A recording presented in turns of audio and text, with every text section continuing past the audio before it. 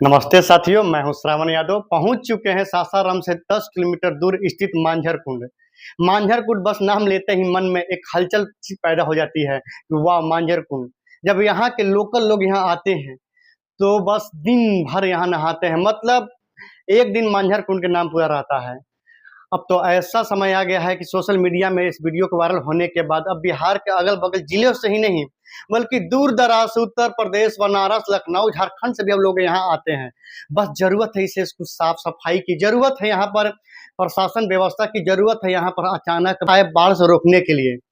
एक ऐसा रोहतास का ये कुंड है, जहाँ पर अगर इसे पूरी तरह से व्यवस्था दे दिया जाए, तो शायद आने वाले समय में बिहार सरकार के लिए ये बहुत बड़ा इनकम का स्रोत होगा। क्योंकि बिना व्यवस्था के जब यहाँ पर लगभग 15 से 20 हजार प्रकृति प्रेमी, नेचर प्रेमी लोग जब प्रतिदिन पहुंच रहे हैं, अगर व्यवस्था कर दिया जाए तो फिर कहना ही क्या। अगर टिकट भी यहाँ लगा दिया जाए 50-100 रुपया, फिर भी लोग यहाँ आने से नहीं कतराएंगे, क्योंकि ऐसा नज़ारा है, ऐसा अद्भुत कलकल वहाँ पानी का वहाँ नज़ारा है, ऐसा साउंड निकलता है कि लोग अपने आप को रोक नहीं पाते हैं। मैं भी जब प्रथम बार गया तो मुझे यकीन नहीं हुआ कि क्या ये बिहार में ये जगह है, क्योंकि इससे पहले तो लोग बिहार को सिर्फ एक बीमारू राज्य के रूप में ही लोग जानते थे।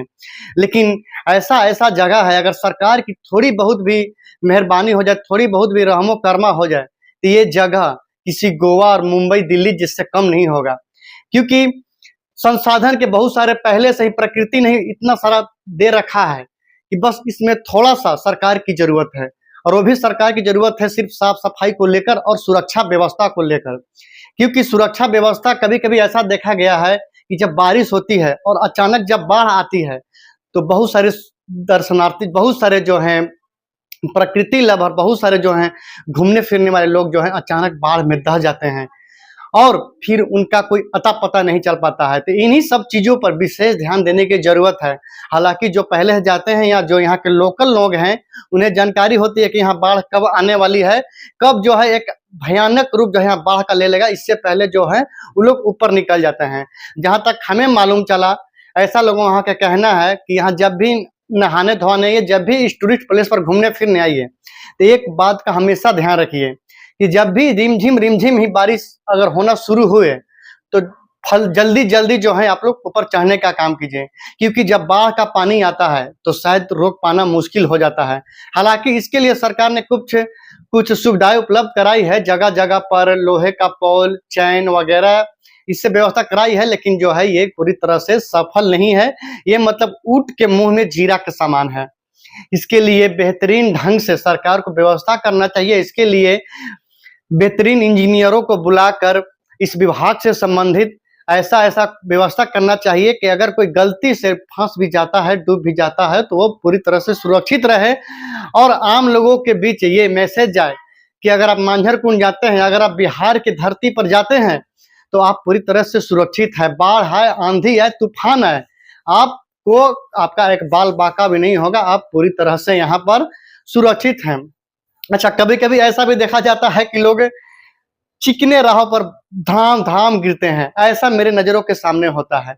झरने के पानी में लोग चाहते हैं कि हम भी एक बार हम सामने से जाके झरने के पानी में नहाएँ, लेकिन झरने के पानी में पहुँचने से पहले इतना कठिन बहुत सारी कठिनाइयों का आपको सामना करना पड़ेगा। और वो अगर आप वहाँ अक्सर जाते हैं, तो आप सभी चीज़ों से वहाँ जो है आप अवगत होंगे, लेकिन आप पहली बार जाते हैं, तो ज़रूर मुँह नाक तोड़ के ही आइएगा। क्योंकि जगह-जगह पर पत्थर इतना फिसलापन हो जाता है कि पता नहीं चल पाता है। जो दूर-दराज से लोग आए हुए होते हैं और उस पर चलकर जाते हैं, और चलकर जाने के दौरान ऐसा होता है कि स्लिप करते हैं और वो धाम से गिरते हैं, और धाम से गिरने के बाद कभी कपार फटता है, तो कभी देह हाथ में अंदरूनी चोटें आ जाती हैं। इसलिए इन सब बातों का काफ़ी ध्यान रखने की ज़रूरत है। फिलहाल जो है हम अपने टीम के साथ आए हुए हैं मांझर कुंड घूमने, जो काफ़ी मुझे अच्छा लग रहा है, काफ़ी एन्जॉय आ रहा है, और ये मेरा सेकंड टाइम है।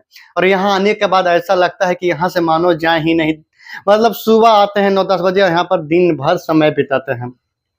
अच्छा, यहाँ की तो हम अभी तक सभी विशेषताएँ बता दिया, और एक और सबसे बड़ी विशेषता है कि ऐसा लोगों का कहना है कि यहाँ जो पानी है, इसमें काफ़ी जड़ी-बूटी से होकर आता है, पहाड़ के पहाड़ के पेड़ों से, पहाड़ में उगे झाड़ियों से टकराते हुए आता है, जिसका फ़ायदा ये होता है कि अगर आप कुछ खाना-पीना खाते हैं और यहाँ का जल का सेवन करते हैं या जो झरना गिरता है इसका पानी आप पीते हैं, तो किसी भी प्रकार का गैस्ट्रिक बीमारी हो या किसी भी तरह से कितना भी खाना खा लिए हों, वो सब जो है दूर हो जाता है।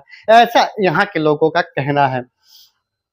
अच्छा, यहाँ की सबसे बड़ी कमी क्या है? मैं सरकार से भी आग्रह करूँगा और यहाँ पर जो घूमने-फिरने आता है, मैं उनसे भी, उन भाइयों से भी मैं आग्रह करना चाहूँगा, अपने दूर-दराज से लोग आ रहे हैं, उनको जो है अच्छा नहीं लग रहा है, क्योंकि लोकल यहाँ के जो भी हैं, शराब का सेवन कर रहे हैं, मीट-मांस का सेवन कर रहे हैं और खाने-पीने के बाद हड्डी को जो है वहीं पर फेंक देते हैं, जिसके कारण अगल-बगल जो है देखने में काफ़ी घृणा टाइप का महसूस होता है, दुर्गंध आती है।